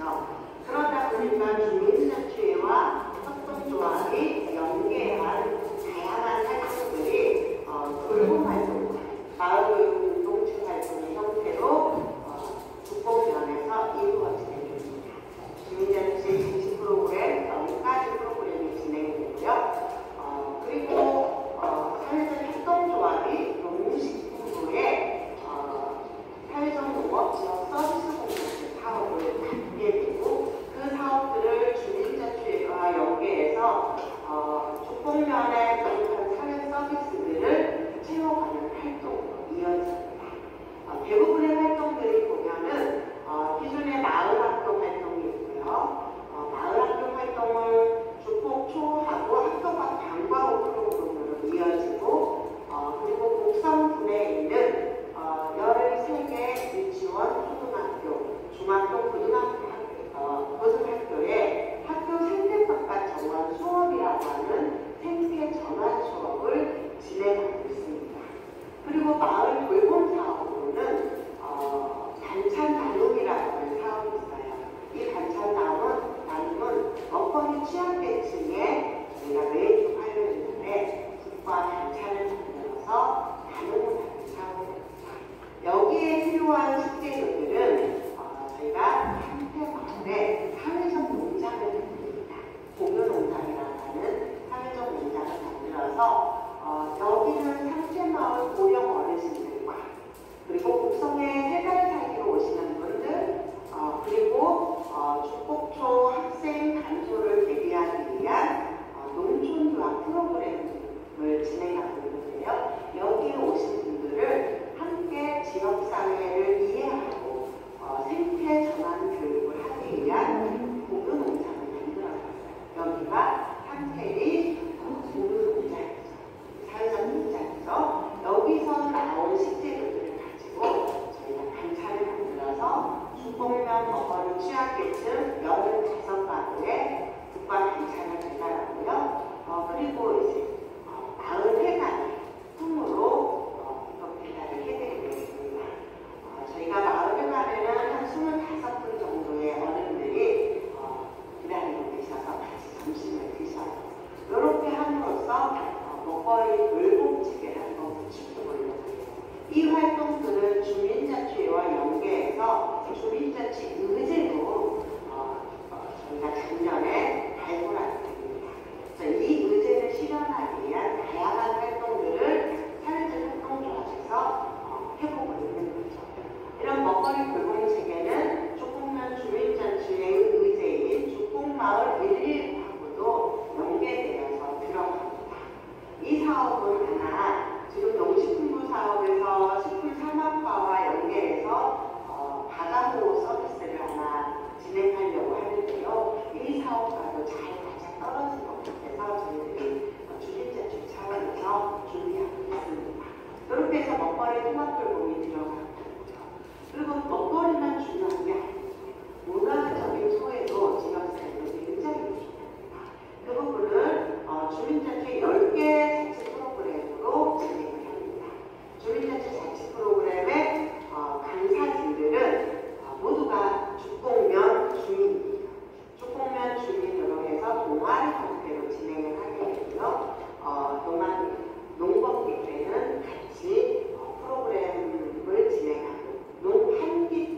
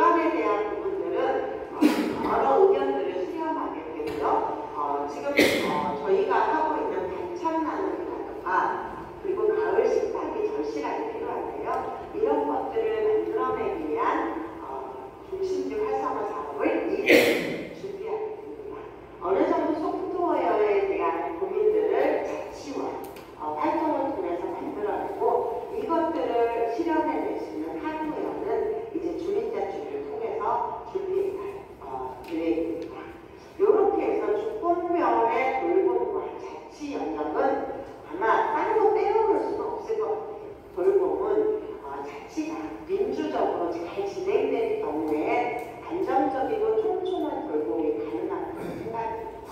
그래서 저희는 주공면 주민자치회와 함께 마을교육 사회적 협동조합과 주공면에 있는 여러 자조모임, 이장단, 노인, 청년회, 새마을 구면자회 이런 다양한 단체들이 연계되는 돌봄 공동체를 해나가고 합니다. 그래서 이런 것들을 상시적인 네트워크 활동을 통해서 이루어내는 게 연단위 돌봄 공동체를 이어갈 수 있는 큰 힘이라고 봅니다.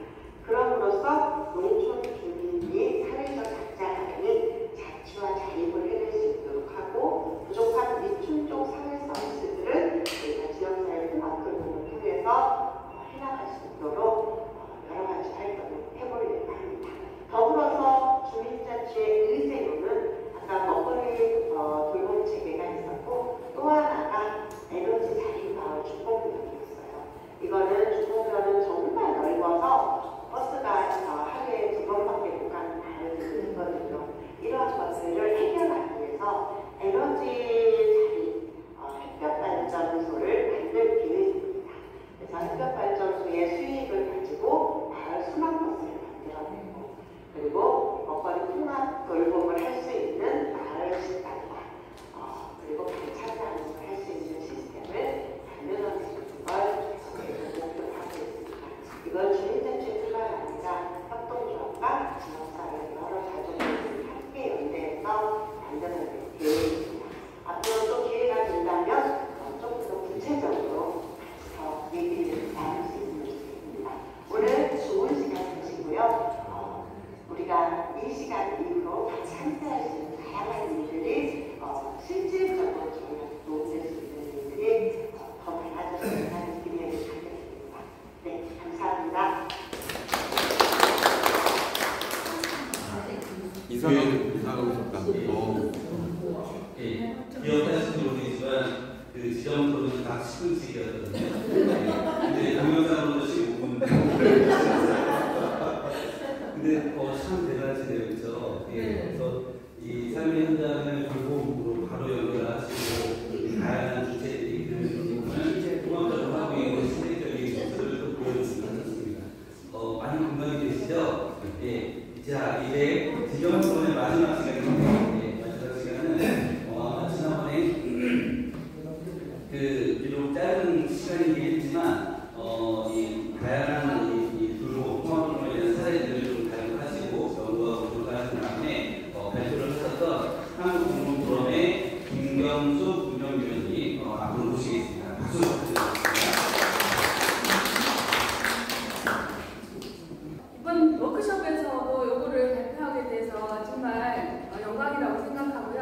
지난번 우리 4회차 교육 참여하신 분들은 그래도 간략하게 좀 설명을 들으셔가지고 기억은 좀 나시죠? 네. 그때 교육을 안 받으신 분들도 좀 계시고 그래가지고 저희가 이제 사례는 6가지를 했는데 주민의 주도성의 정도에 따라서 비교해서 볼 수 있는 이 3가지 사례가 있어서 다시 한번 이 3가지 사례의 의미를 되짚어보고 그러면 이 사례를 통해서 그러면 우리는 어떤 일들을 할 것인가에 대한 앞으로 이 상상? 네, 이런 거를 좀 제안을 좀 해보려고 합니다. 보시면 다시 이제 리마인드를 하면은 수원시 사례가 있고요, 서울시 종로구 사례가 있고, 그다음 충남 아산시 송암면 사례가 있었습니다. 기억나시죠? 네. 그러니까 그 중에 수원시는 세빛돌봄, 거기에 이제 주민의 역할은 세빛돌봄이었어요. 이거는 전형적인 돈폴기 사업이에요, 그렇죠? 네, 19억이 매년 19억이라는 지자체가 이제 예산을 마련해서 바우처로 푸는데 이게 이제 기존 복지 바우처 사업과 다른 점은 창구가 원스톱으로 단일화되어 있어요. 찢어진 복지의 그런 청구나 뭐 이 부처 가보세요, 저 부처 가보세요 이런 게 사라지고 그 세빛 돌봄이라는 창구가 인터넷으로도 가능해요. 카톡으로도 가능해서 세빛톡톡이라는 것으로부터 창구를 단일화해서 청구를 할 수 있고, 이 청구를 하면 세빛 돌봄이라는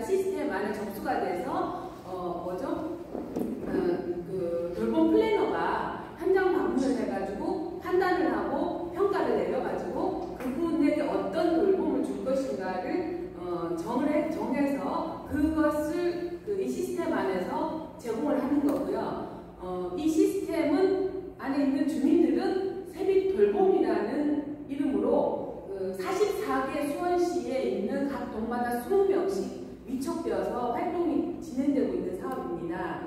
그런데 이 20명은 그냥 아무나 된 건 아니고요. 지역에 이제 다양한 주민자치회, 사회보장협의체, 그다음 기타 이런 자원봉사 활동을 하신 분들 중에 이제 이렇게 추천되어서 구성이 되었고, 이분들이 세빛 돌보미 활동은 일정한 교육을 받아서 활동을 하시는 거예요.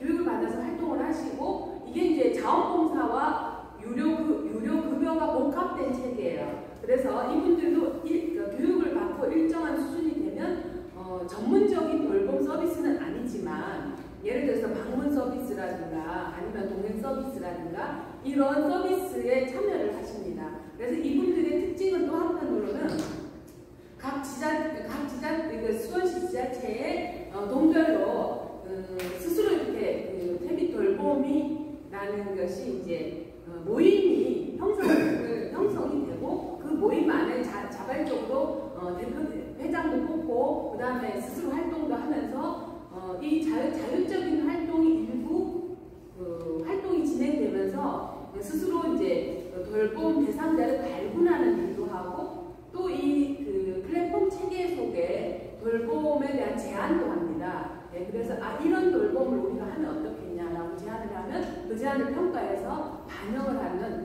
이런 시스템이지, 기존 복지와는 그 큰 틀에서 이제 돈을 가지고 예산을 확보해서 그 예산 범위 안에서 활동한다라는 면에서 복지랑 비슷하지만, 실제로 그런 복지가 가지고 있는 단점을 상당히 해소를 한 그런 온라인 체계라는 거고, 거기에 이제 주민이 결합되어 있고, 그 주민은 세빛 돌봄이라는 이름으로 되어 있다라는 거고요. 그 다음에 종로구 사례는 여기 이제 건강기랑이라는 약간 생소한 이름이 들어있는데, 이건 조례 이름입니다. 종로구는 이 종로구만의 돌봄 관련된 활동 시스템을 조례로 지난해 2024년 12월에 통과시켰어요. 그게 이제 건강이랑 사업 조례라는 겁니다. 거기에 이제 이 건강이랑 사업을 구체적으로 하는 사람들을 이웃건강활동가라는 이름으로 되어 있고요. 이제 가장 이제 중심, 여기 이제 이웃건강활동가가 사실 이 사업의 가장 핵심적인 위치에 있는 주민들이고요. 지금 원래 시범사업, 저희가 이제 그 4차 교육에서 말씀드린 것은 창신수민 5번역이라고 하는 곳에 있는 그 시범사업에 대해서 구체적으로 말씀드린 거고, 종로가 17개 동을 5개 번역으로 나눠서 지금 5개 번역 전역에 지금 실시를 하고 있는 거고, 이제 이웃건강 활동가도 마찬가지로 주민 중에서 이 일을 할 수 있을 만한 분을 이제 발굴을 해서 교육을 반드시 합니다. 교육을 해서 이분들은 이제 마찬가지로 이분들이 전화, 방문, 그 다음에 보건소와 그 돌봄 대상자 사이의 연계, 이런 일들을 진행을 하고, 이 특징적으로 이웃건강활동가는 여기 이제 수원시 세빛 돌보미는 반드시 지역의 자조 모임이라고 하거든요. 사회적 협동조합이라든가 주민의 비영리 조직이죠. 이런 것들을 만드는 일을 반드시 한다라는 것은 딱 있는 건 아니에요. 스스로 하도록 이렇게 되어 있는 건데, 여기는 그게 목적이에요. 방향으로 가는 거예요. 그 방향으로 가고, 처음에 이제 그 5번역 창신숭인에서 그 활동가들을 20명 정도 모았다가 이걸 점점 키워가면서 지금 창신숭인동은 200명 가까이 그 창신 사랑회? 예, 그게 이제 비영리 법인이거든요. 비영리 사단법인으로 되어 있는데, 거기에 그 정도의 인원이 같이 모여서 그 자체가 스스로 독립성을 가지고 돌봄을, 지역의 돌봄을 수행할 수 있도록 이런 구조를 종로보건소가 제안하고 교육하고, 필요하면은 여러 가지 전문적인 자문을 하는 이런 종로구 보건소가 지원자고 주민이 중심이 되는 이런 구조로 진행이 되고 있는 사업입니다. 충남 마산시 송암면은 송암 동네 사람들이라는 것은, 이건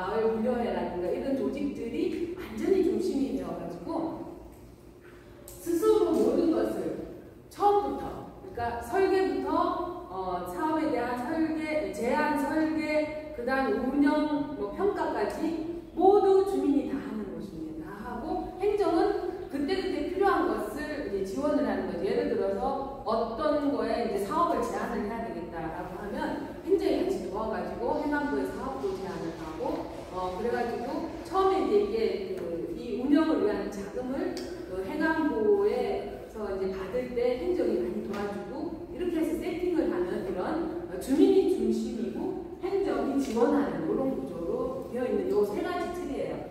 근데 이제 여기 보시면 우리가 이 세 가지를 다시 리마인드를 해보는 거는 뭐냐면은 이게 주민이 줄거리 참여하고 주도권을 확보하는 다양한 방식과 성과가 있더라라는 거예요.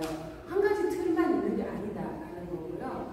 그 다음에는 주민 주도성의 정도와 행정의 관계가 이렇게 그거를 너무 무시할 수가 없는 거죠.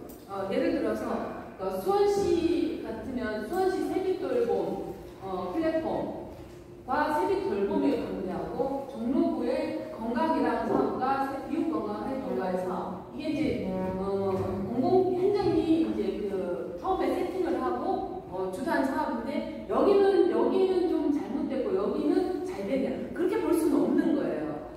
수원시 같이 예를 들어서 인구가 140만이나 되는 굉장히 큰 지역에서 그러니까 주민들을 하나하나 만들어가는 것이 가능하다면 할 수 있지만 예를 들어서 이렇게 만들 경우에 짧은 시간에 그 돌봄을 빠르게 이렇게 제공을 할 수 있는 장점도 있다라는 건데 단지 이제 그러면 그 안에 제공되는 돌봄은 얼마나 퀄리티가 있을 것인가 하는 부분은 또 다른 문제가 되는 거죠.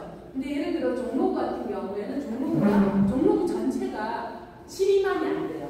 인구가 그렇게 안 되고 그 다음에 17개 동밖에 안 되는데 이 안에서 이렇게 조금은 장기적인 관점에서 천천히 주민들의 자발성을 최대한 높여서 결국은 행정이 지금은 이제 이렇게 건강이라는 사업에서 이웃 건강활동가들한테는 한 달에 4만 원 정도의 차비 정도의 비용을 받고 되어 있거든요. 근데 이것도 영원히 주는 게 아니고 어느 순간에는 이런 공적 자금이 떨어지더라도 주민들 스스로 자정 모임에서 스스로 원도 만들고 그 다음에 이렇게 뭔가 활동할 수 있는 동기도 만들어서 가자라는 목표를 갖고 있기 때문에 이제 이런 구조의 장점이 있는 거죠. 근데 이제 예를 들어 이거 송악 본대 사람들 보면 정말로 주민들이 정말로 주체가 되어서 훌륭한 일을 해내구나라는 얘기하는데 이거의 가장 큰 단점은 그 일을 생각하고 상상하고 세팅을 한 사람들의 엄청난 헌신이 그 안에 들어있는 거죠. 예. 누군가는 정말로 뼈를 갈아서 그 일을 하지 않으면 세팅이 어려워요. 실제로도 그랬고요. 예.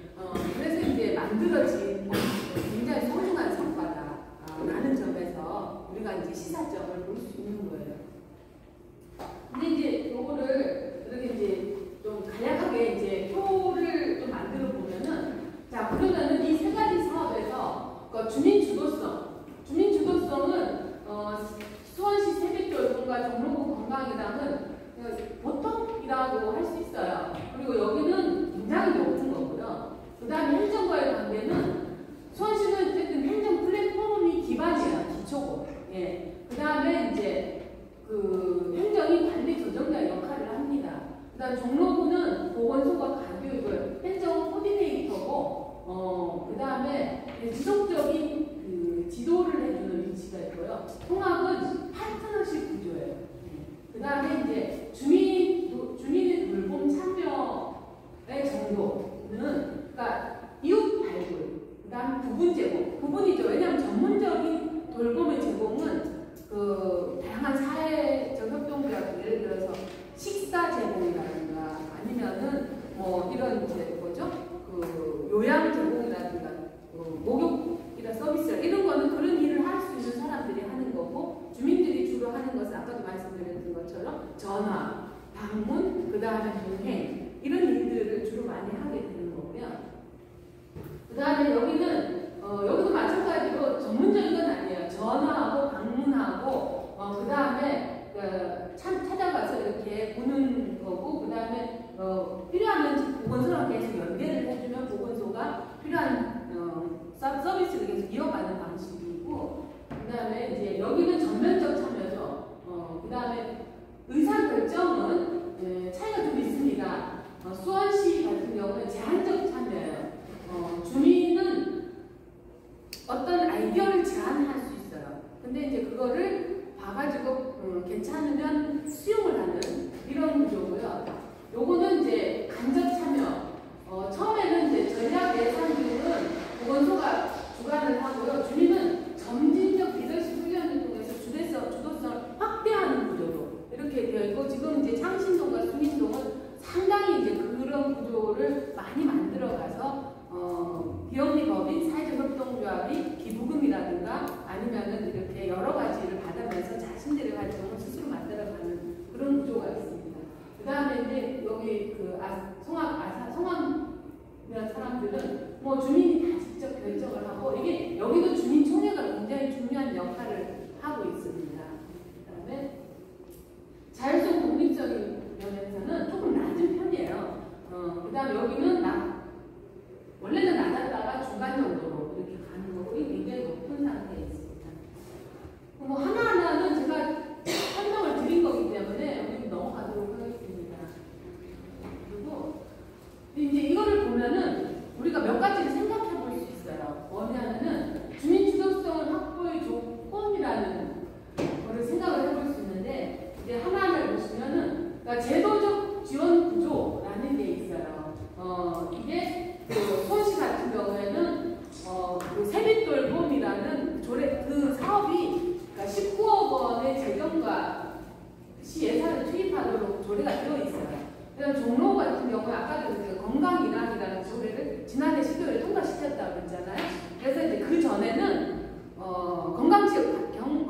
질병관리청으로부터 시범사업을 3년간 받았어요. 그래서 세팅을 했거든요. 그래서 그런 게 있고, 소망병 같은 경우에는 특별히 예산에 조례 있는 건 아닌데 지자체가 계속 도와가지고 행안부라든가 아니면은 그 사랑의 열매 등등의 기관으로부터 계속 돈을 받을 수 있도록 많은 노력을 해줬다는 거고요. 그 다음에는 주민 조직화 리더십 부분에서 보면은 그러니까 주민 조직 활동과 주민자치회 등 이런 것들에 계속 이 네트워크 연계가 굉장히 중요하다는 거고요. 그 다음에는 주민 역량 강화. 그러니까 이게 돌봄이라는 것은 이게 이제 그냥 바로 투입을 할 수가 없어요. 왜냐하면 행정의 돌봄에 들어가는 그 여러 분야들이 가장 고난이도는 의료잖아요, 그렇죠? 가장 전문적인 의료부터 해가지고 주민 열정을 가진 주민이 참여할 수 있는 전화라든가 아니면 방문이라든가 돌봄까지, 이게 스펙트럼이 굉장히 넓은데, 그러나 돌봄이라는 큰 틀 안에 같이 가야 되기 때문에 계속 교육을 받아야 돼요. 그리고 교육을 해주고, 우리도 지금 교육을 계속 받으면서 의식이 성장해 가잖아요. 그런 것처럼 이렇게 하면서 이제 역량을 강화시킬 수 있도록 하는 건데, 송학명 같은 경우는 대단히 놀라운 것이 이분들이 처음에 시작하면서 모든 걸 교육을 했어요. 심지어는 이제 욕구조사라는 거 사실 보건복지 쪽 해보신 분들은 잘 알겠지만 한 20페이지짜리 하잖아요, 그렇죠? 가가지고 한 30분씩 앉아가지고 해요. 그 욕구조사를 주민들이 스스로 교육해서 스스로 했다는 거예요. 네. 그런 것 있을 정도로. 그 다음에는 이제 민관 파트너십과 신뢰라는 거, 굉장히 당연히 돌봄은 주민이 주도라고 해가지고요, 행정 없이 할 수 있는 한 절대로 그렇지 않습니다. 그래서 파트너십이 굉장히 중요하다는 거고요. 자원의 지속성과 그거는 같은 얘기인 것 같고요. 그래서 이게 이제 우리는 보면은 이제 이 일을 지역에서 만들어 가려고 하는 사람들이잖아요. 그래서 이제 이런 사례를 통해서 볼 경우에 보면 뭐냐면 주민이 대상이 아닌 주체예요. 그러니까 우리가 이제 지역에서 주민주도 돌봄을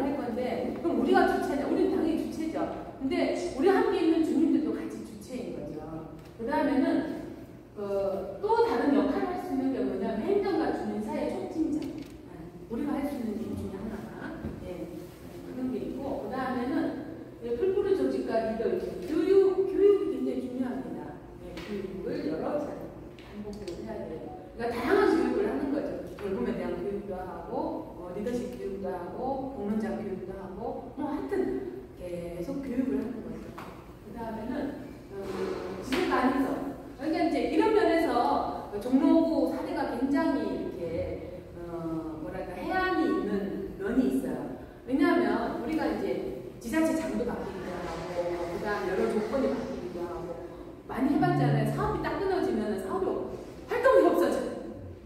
이제 그런 일이 발생하는 것은 돌봄에서는 굉장히 큰 악영향을 미친다라고 생각을 하는 거예요. 그 종로 보건소 소장이 직접 그런 얘기를 했어요. 그러니까 돌봄이라는 것은 원래 민의 것이 일이기 때문에 공공이 돈을 주지 않더라도 할 수 있게끔 하도록 만들어주는 것이 공공의 역할이다. 그분이 그런 얘기를 했어요. 그래서 이제 그렇게 지속 가능성이라는 걸 굉장히 생각하고 지역과 특성 문화를 갖춰서 해야 된다라는 거고요. 그래서 이제 재원을 좀 해보면은 뭐냐면은 이게 그러니까 우리는 지금은 3가지 유형을 저희가 이제 빠르게 발굴을 해서 이제 이런 게 있다더라라는 말씀을 드렸는데 제가 생각을 해보면은 이게 이제 주민이 주체가 두는 돌봄 공론장에 지역 리더들의 비전, 지역 특성과 문화가 결합이 돼요. 그러면은 이게 3가지 유형에도 다양한 유형이 창조가 될 거라고 저는 생각이 들어요. 네. 그리고 그렇게 되면은 이게 이제 10가지 유형이 있을 수도 있고 뭐 여러 가지 유형이 있을 수 있는데 그러니까 이런 다양한 돌봄 공론장의 실체적인 지역들은 우리는 그러면 어떻게 해야 됩니까? 그러니까 이게 저는 돌봄 주민 공론장의 네트워크가 필요하다라는 생각이 들고요. 우리가 이제 전국에서 지금 당장은 이렇게 주민들이 모여서 돌봄을 어떻게 할 것인가 공론장을 만들어 실천 과제를 내고 이런 일을 이제 하려고 하지만 이런 것들을 하나하나 우리가 성과를 쌓아간다면은 이게 이제 네트워크를 통해서 서로의 영향을 상대적으로 강화시키기도 하고 그 다음에 그 가운데서 주민 권력을 실현하고 그 다음에 진짜로 행정과의 진정한 파트너십을 경험할 수 있고 또 한편으로는 우리가 이렇게 현실에 있어서의 다양한 지역의 네트워크를 만들면 뭐 예를 들어서 우리가 한 뭐 소중한 여러 그 사례들을 지역에서 우리 이렇게 훌륭한 일을 했어라고 얘기하고 끝나는 것이 아니라 우리가 어딘가에 같이 모여가지고 뭐 공유대회라든가 이런 거를 같이 하면 저런 작은 지역의 사례들이 저렇게 또 많이 알려지면서 우리가 이제 돌봄이 지금 걱정 되게 많이 했잖아요. 법이 지금 방향이 좀 이상하게 가고 있고 그 다음에 행정과 이런 쪽이 시장 중심으로 이렇게 굉장히 이렇게 가고 있는 이런 구조에 우리가 뭔가 목소리를 내야 된다라는 이런 얘기들을 시간이 무척 많이 했는데 그럼 그 목소리는 어떻게 나갈 것인가 라는 걸 생각을 해보면 이 네트워크라는 것은 굉장히 유효할 것이다